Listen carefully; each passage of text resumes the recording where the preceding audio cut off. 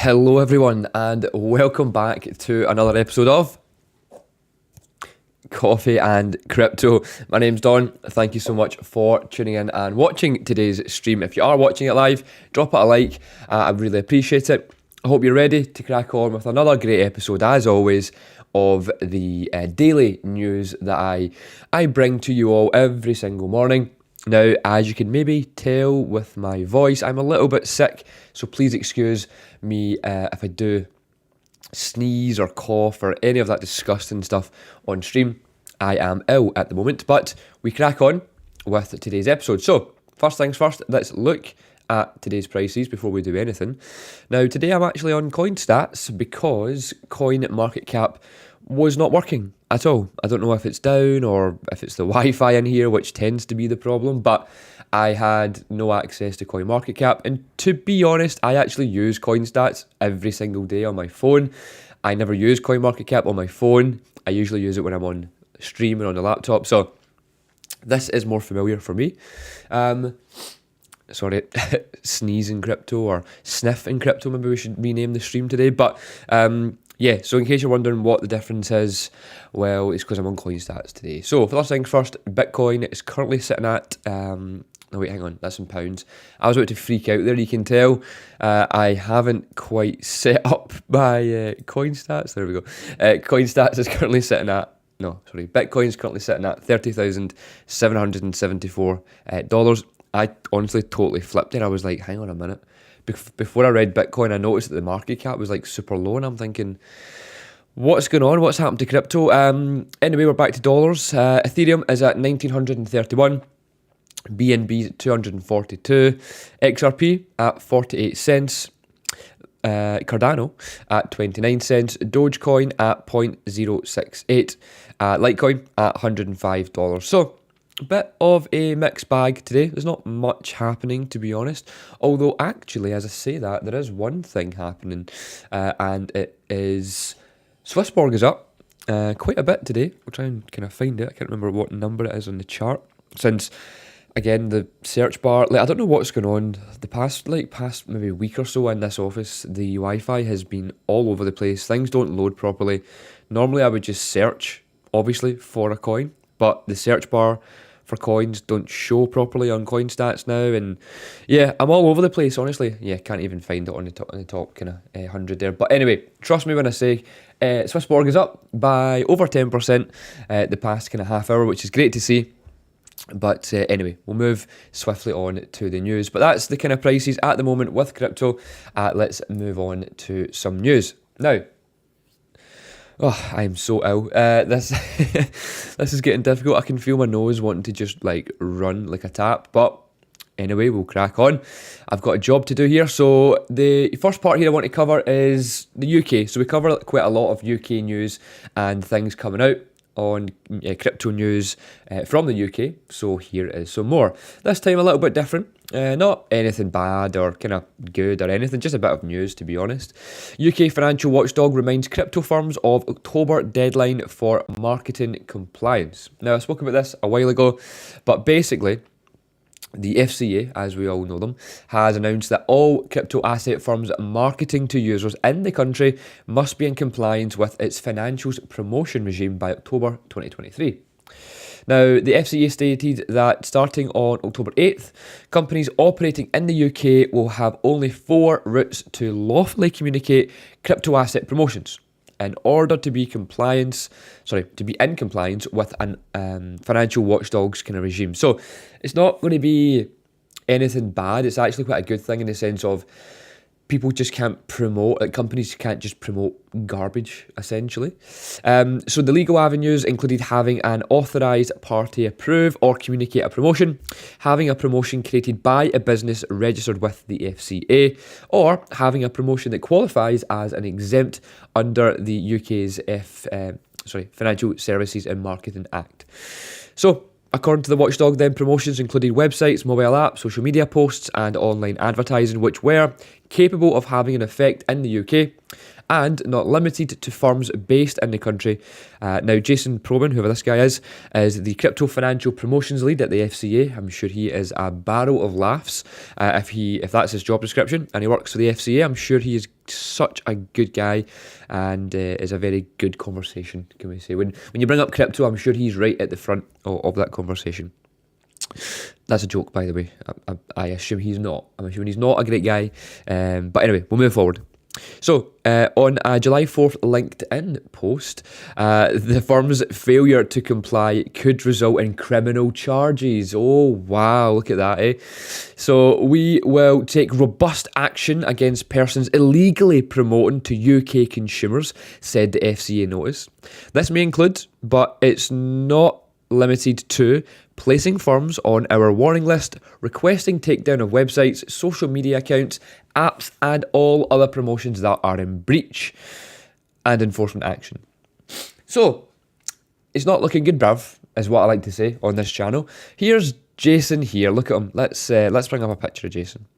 There's Jason here. So here's the man that's going to be telling all of you, and me, of course, I'm in the crypto space, that you should not be promoting crypto projects in the UK because we need to protect users, and I'm in charge. So there's Jason. There's Jason there. So yeah, crypto fin proms update. I hate when people use that sometimes, like the fin. Fintech's cool, but crypto fin proms, like, anyway. So today we have written to unregistered crypto asset firms regarding the incoming financial promotions regime. All firms marketing to UK consumers, including firms based overseas, must get ready for this regime by 8th of October 2023. Yes, Jason, no problem. Failure to comply may result in firms committing a criminal offence. The letter is available on our website. Please share with any crypto firms that have UK customers. This is a critical change for the industry. Okay, Jason, thank you. So, anyway, man like Jason, here we go, who is a technical specialist at the FCA. What have I done here? What have I done to my screen? I pressed escape. There we go.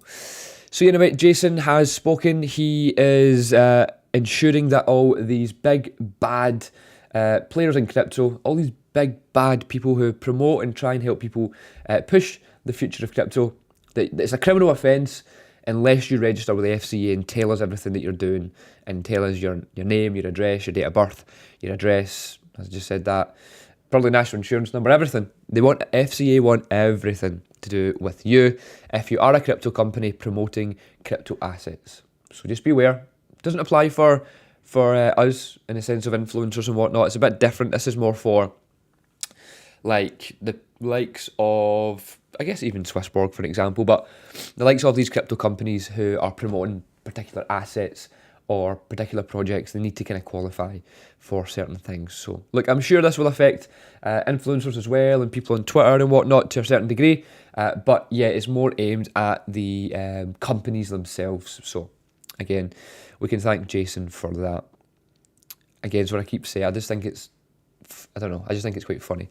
And it's also quite a strange way to spell in Jason. No? That's the first time I've seen that spelling of Jason. Anyway, thank you very much, Mr. Probin. Cool. So that's the kind of UK financial regulation stuff on advertising for crypto. Doesn't apply to most of us, but I thought I'd let you know that it may be a criminal offence for some of these projects to promote their meme coins or their just nonsense projects in the future, which, like I said, it's probably not a bad thing, to be honest. But anyway, I just think it's always funny how our man here, Jason, he's making it very clear. So we must listen to what Jason says. Anyway, other news, this time from Justin Bieber. So you may remember with the crazy NFT hype that happened in 2021, which was disgusting, Justin Bieber came out at one point and, well, announced that he'd bought a NFT, and the place went crazy. All of crypto went crazy in 2021 for NFTs. We thankfully did not. We stuck to our guns. We openly spoke about them on a podcast, which was with a friend of ours, Cambro. So Cambro Conversations. We done I think it was 2 episodes ago, I believe. Go out and check that. It's linked in our Instagram bio, but also you'll find it on Spotify if you search for Crypto Glasgow or Cambro Conversations. But we openly spoke about NFTs and how we don't like the hype. We weren't buying into it. and we got a lot of heat for it. People thought we were dumb. People didn't think we knew what we were talking about and whatnot. But look, who now knows that we were kind of the ones that were in the right side of the market, or on the right side of the market, and we're calling it out for how it was, whilst all these people were just blinded by the light from people like Justin Bieber or any kind of big name that came out and announced NFTs back in 2021. Let me just see if I have lost everyone. I don't think we have. I think we seem to be okay. Apologies again, the Wi-Fi is not great in this office. I really need to sort that out. But so Justin Bieber, like I said, paid $1.3 million for this Bored Ape NFT. It says last year, I'm pretty sure it was 2021. What it says here, January 2022, which, to be fair, was still kind of hyped up a little bit. But anyway, the kind of rest of the article says then that the NFT is only worth around $59,000 now, which is obviously nowhere near the $1.3 million that he paid for it. So the hyped NFT space during the digital asset bull run seemed to be a lucrative and exciting addition to many celebrities' investment portfolios. However, many who sang the praises of NFTs have not managed to steer clear of the troubles that followed. Now, here it's here. So, like I said, the NFT was $1.3 million and it's now worth around $59,000. I think Eminem done the same thing as well. I can't remember how much Eminem paid for his, but he recently sold it for a loss as well. So this is not just a thing that celebrities do. This is just an NFT space in general. Hopefully you knew that. Hopefully you realised that. And if you have been following us for a few years now, you will know that that's what we have been saying pretty much since day one when it came to NFTs. Bored Ape NFTs, which, to be honest, I quite like. They're one of my favourite. If I was to like any of the NFTs, the Bored Apes were some of my favourite ones. I would never have bought one, probably because I couldn't afford one at the time, maybe that's why. But even now that I probably could afford one quite easily, I would definitely not buy one, just because I don't really see the point in it, to be honest. Just to prove that you own that image. Yeah, I get it if you're a collector and you're trying to kind of grow a collection and whatever it may be, and you've got money to kind of throw around at these things. But yeah, I wouldn't kind of bother at the moment. NFTs in general, non-fungible tokens, how the smart contracts work behind them, and the use case for non-fungible tokens as an actual kind of part of crypto, I am huge on, very, very bullish on, and I'm excited for the future of that. But not so excited at the moment anyway, or haven't been so excited about the NFT images like this. So anyway, I won't go into it too much more because it's quite clear. The part of the news here is apparently invested 500 ETH 18 months ago for this, and it's now worth not much, $60,000 on a good day. And yeah, that's just NFT hype for you. It's hype cycles. It's something that hopefully we've proven a point. If you followed us and you maybe did, look, that's the thing as well, right? If you did follow us and you thought that you didn't agree with what we said back then, that's fine. That's completely fine. As long as you now see the truth in it. Again, apologies, I am very ill. But as long as you've now seen the truth in it and you've came round to it 18 months later, whatever it may be, that's fine. As long as you're now starting to see that the point we were trying to make back then to try and help people steer clear of it, hopefully you took that point on board, and yeah, now all this is coming out and kind of out of the woodwork, shall we say. You're now starting to see the point we were trying to make back in 2021 and 2022 about NFTs. But yeah, look, NFTs are great for the future. This particular moment in time, or this particular moment in crypto, was not a good time. It was a hype cycle, emotional. No one really knew what was going on. But anyway, we'll move on, shall we? So, this has been, this has been news, I guess. We tweeted about it last night, I believe, or yesterday at some point. PEPE 2.0. What's going on with crypto? Why are these things happening? What's behind the rise of PEPE 2.0? Right. Honestly, return of cough in crypto. Look, I know I'm always ill, right? I have a baby who is at nursery and he gets sick a lot, therefore I get sick a lot. So yeah, apologies if you think that I just have the worst immune system ever and you care about me so much. I probably do, but yeah, blame my 1-year-old son for passing his germs on to me. But apologies for the sniffs and the coughs. We will keep continuing on throughout today's episode. Now, in the rapidly evolving crypto market, a new contender has claimed the limelight, apparently. PEPE 2.0. So the meme coin, inspired by the original PEPE, has stunned investors with its recent rise, and it continues to climb. Its value rocketing 30%. I mean, it's hardly that much, is it? In 24 hours. As we explore the sudden rise of PEPE 2.0, we'll also delve into the sea of meme coins to uncover. Now, look, I hate spending a lot of time on meme coins, right? But again, for anyone who's watching this who done our crypto fast track course last week, we did do a big bit on meme coins, and they are, I wouldn't say they're important for crypto, but they are a kind of big part of crypto nowadays, unfortunately. People do make a lot of money from them. Most people don't, but some people do make a lot of money from them.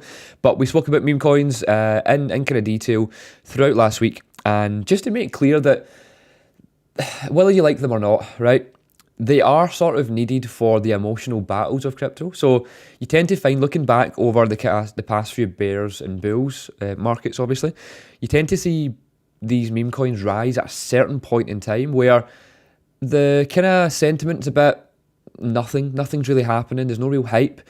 People want to still make money within that. So meme coins are an easy way for people to do that.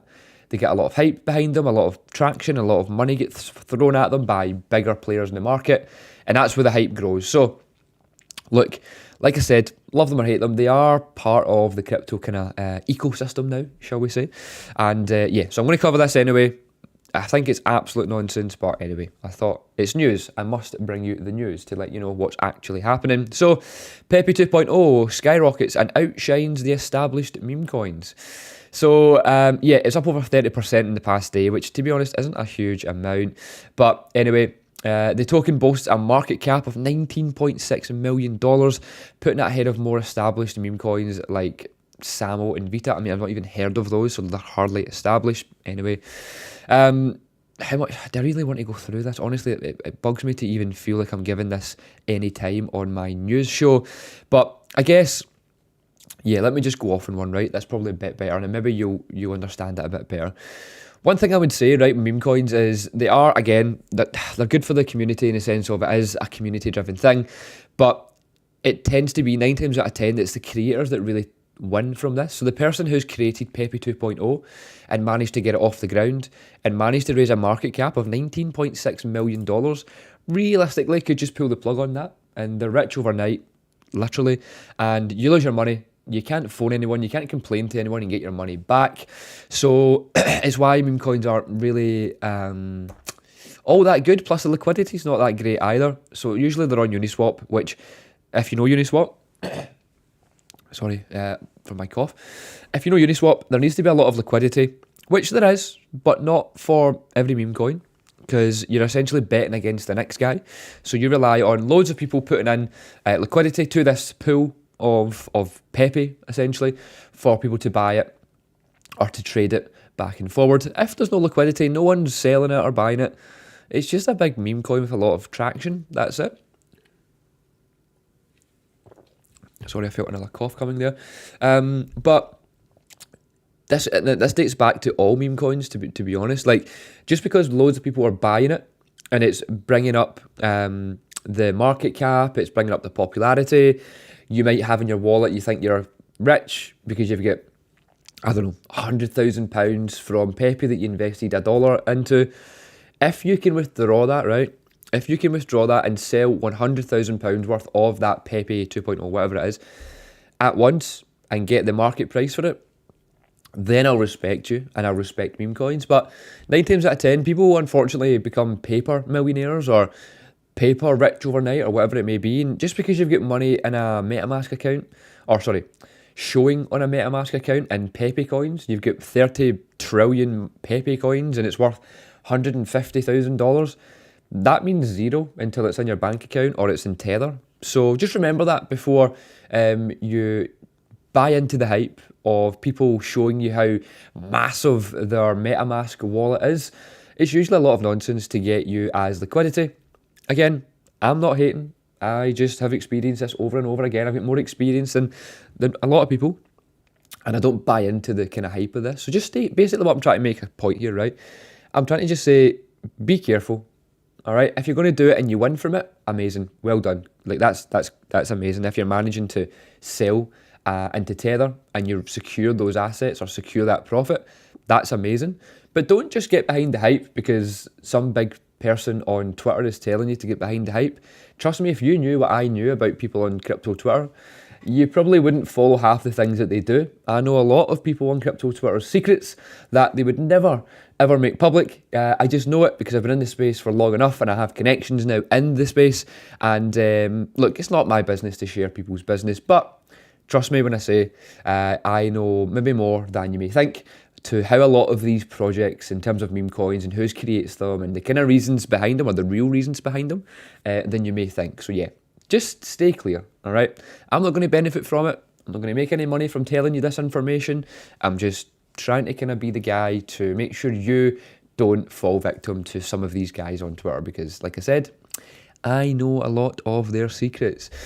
Anyway, moving on from the rise of PEPE 2.0, moving on to the last part I wanted to talk about. Now, this is something that I've always kind of tracked, spoke about it quite a bit on the Fast Track course last week regarding on-chain analysis, but also just how coins being moved around from exchanges, from rich people's wallets, whatever it may be, isn't something that's going to make you rich or it's going to really help your investment portfolio. But I always believe that on-chain analysis is quite an important thing to respect and look at, and if you're in the crypto space, it is quite interesting just to kind of spend time on it, especially if there's not a lot of crypto news, which I'll be honest, today there's not been a lot of news to cover.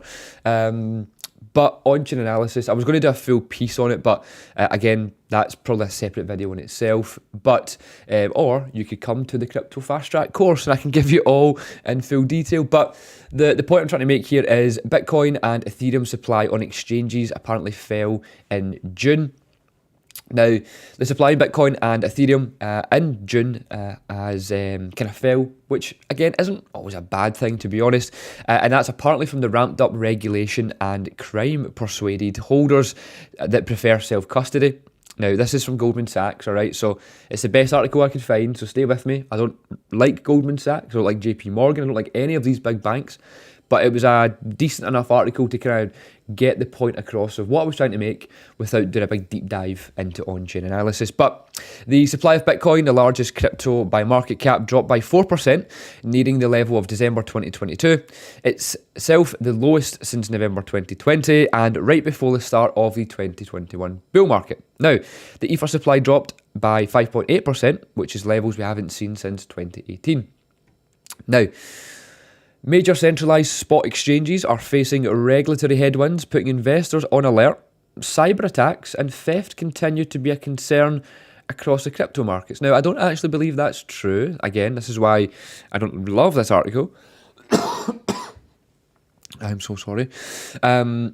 Because it came from a bank, right? Goldman Sachs are a big bank. They don't love crypto. They're obviously going to put it down a little bit to try and get the prices down so they can buy it. Same old story that I cover a lot on this channel. But they have said that it highlights asset holders want to self-custody their assets. And basically all it means is rather than, it's not a bad thing anyway, it's rather than storing your Bitcoin or Ethereum on Coinbase, on Binance, on exchanges, people prefer to have it on a ledger or in a hot wallet or whatever it may be, rather than leaving it up to these companies to store it for them.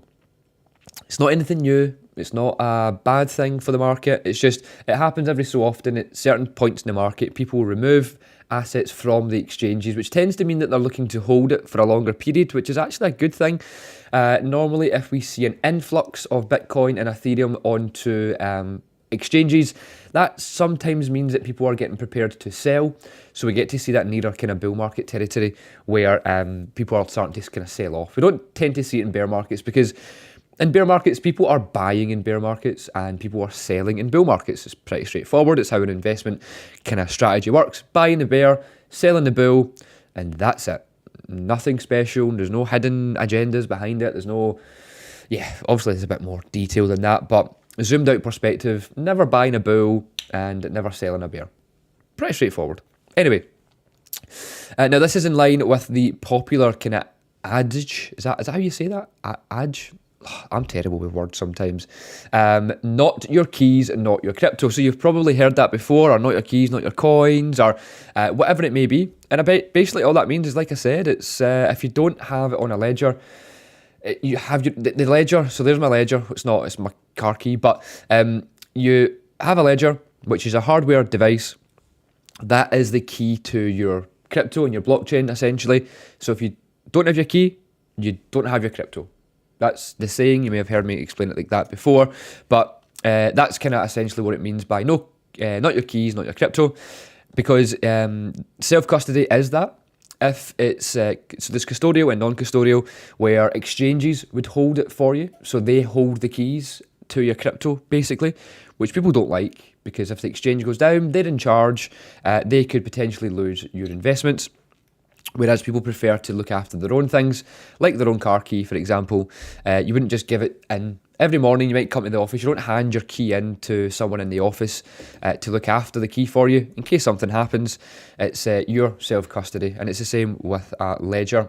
So basically the whole point of this, and I'm kind of glad I went off this article rather than reading through it, because again, when I read through it the first time, it's not ideal because it's from Goldman Sachs. But anyway, the whole point of this this news about the exchange is falling with the holdings is that it's nothing really to worry about. It's just people are preparing to kind of hold crypto for a bit longer rather than selling it onto the open market, which is actually a good thing if you're an investor.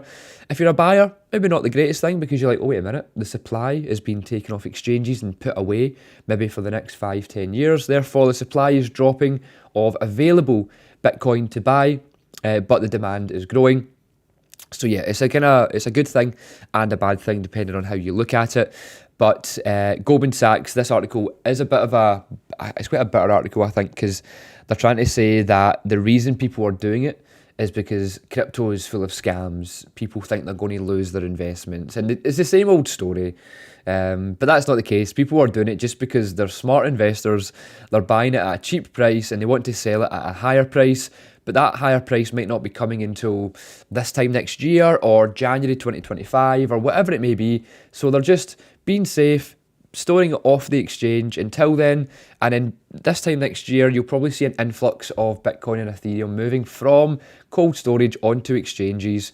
And then again, you'll see a big article coming out saying it's a worry or whatever it may be. So anyway, rest assured, I will be here to cover that news.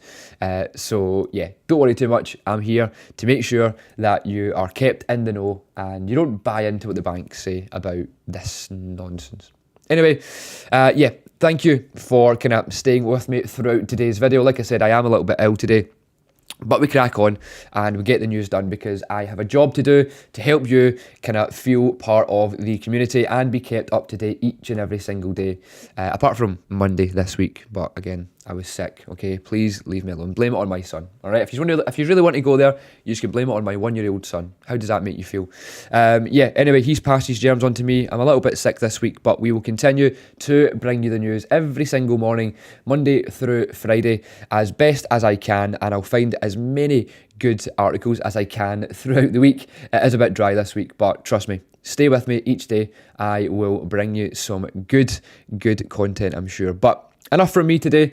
I'm going to go off and blow my nose, actually, which will be the best feeling I've had the past half an hour, because honestly, it's been running. Hopefully you can't tell, and hopefully you've managed to make it through today's episode. If you are watching it live, please, again, drop me a like. I'd appreciate that. If you're watching it back throughout the day, throughout the evening, thank you for watching it back. I hope you're having a great day, or you've had a great day. And again, please, like the video, drop me a comment, let me know your feelings, and some get well soon messages would be appreciated. No, I'm joking, but I'll see you tomorrow for another episode of Coffee and Crypto, of course. I may have a coffee tomorrow. I tend to finish it now before stream. I've kind of learned that lesson because my coffees tend to go cold. But that's all from me. If you do want any more conversation from me today, you know where to find me. I will be in Discord all day today, which is on your screen right now. Check out the reviews, come on board, jump in. We have some 100x altcoins coming very, very soon to all members, including Alpha, CC Pro and CC Pro Plus. So everyone involved, no matter what part of the Discord you're in, you will be getting a 100x altcoin very, very soon. We've not announced a date yet for it, but it's coming soon. Trust me when I say that. We also have our crypto training course kicking off in 3 weeks' time. So if you are interested in that and you missed our June slot, which was incredible, there'll be some videos coming out very soon from that and some testimonials as well. But yeah, we have another one running in about 3 weeks' time. So get on board if you're wanting to find out more on that. Drop me a message on Instagram. I'll give you a quick phone and explain in detail the costs and what is actually involved. But trust me when I say, it's the most enjoyable week you'll have in crypto, and it's probably, again, I'm biased, okay, but it's the only one of its kind in the UK, as far as I believe, and there's nothing to compare it to. And I'm not just saying that to try and kind of get you in the hype. I have had people telling me that, and yeah. Anyway, like I said, if you want more details on that, you'll find it on our Instagram, or drop me a message and I'll give you a bell and explain in detail how we can help you in crypto. Very much so. So yeah, anyway, I'm rambling a little bit here. I should just round up today's video, and I'll see you all, like I said, tomorrow for another episode of Coffin Crypto. It may be renamed, but yeah, Coffin Crypto returns tomorrow for another episode. I'll see you all very, very soon.